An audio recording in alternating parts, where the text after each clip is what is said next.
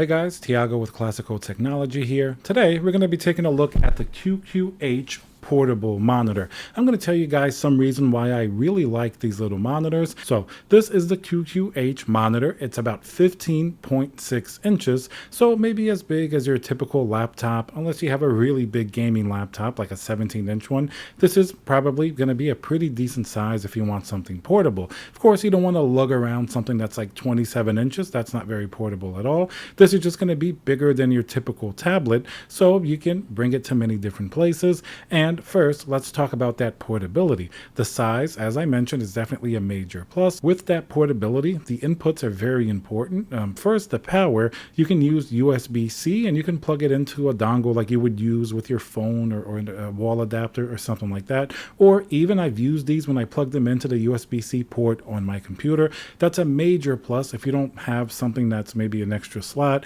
or extra outlets or something like that. To be portable, you definitely need that flexibility if you don't know exactly where you're going to be plugging it into.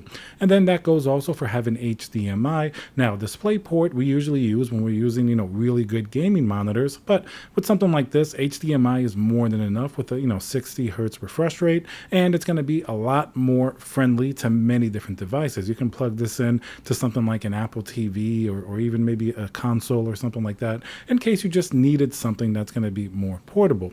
And of course, the second thing we'll talk about is the image quality. This is an IPS panel, which is better than a lot of different cheaper panels that maybe you're going to have, washed out colors and things like that. I was surprised at how nice the color representation is on something like this. Of course, it's not going to be a reference $6,000 monitor, but for what it is, it's actually very, very impressive, especially for something that's going to be portable in case you have to edit a video or something like that. If you're, traveling creative or something like that and you use a desktop and not necessarily a laptop as you would with a small monitor like this. It also has built-in speakers as well as a built-in headphone port, so you're pretty much good to go regardless of what type of computer that you have connected to this. Now, if you want to game on this, it's completely possible. You just have to stay within the limits of a 1080p 60 hertz monitor. The good news is you can use some pretty, much weaker hardware to power something like this. It's not like you're doing 4K 144 hertz, but at the same time, this isn't really as much meant for gaming. It's more meant for when you need something portable on the go, maybe for work or even some creative use. But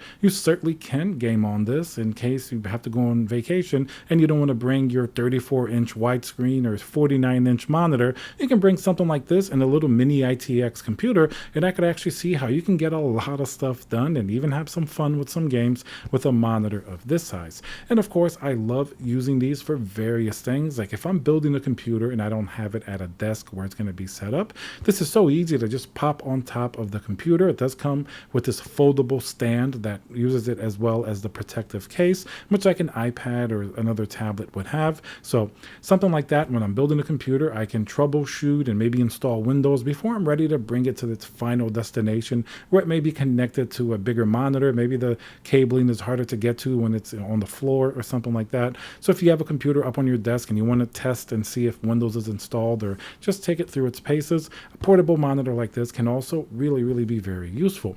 Of course, if you have a larger monitor, you could always use this as a second monitor. Maybe you're playing a game and you want to display some information here as you play on your main monitor. Those are all possibilities that you have with something like this, and these are typically not too expensive. I think this one goes for around like $130 or a little bit less depending on what sale you get on Amazon. Overall, definitely good to have if you're a computer and gamer, having your arsenal of hardware, because you never know when you're going to need a portable monitor like this. All right, guys, I want to thank QQH for sending me this monitor to take a look. Remember to subscribe, smash that like button, and I'll see you guys on the next video.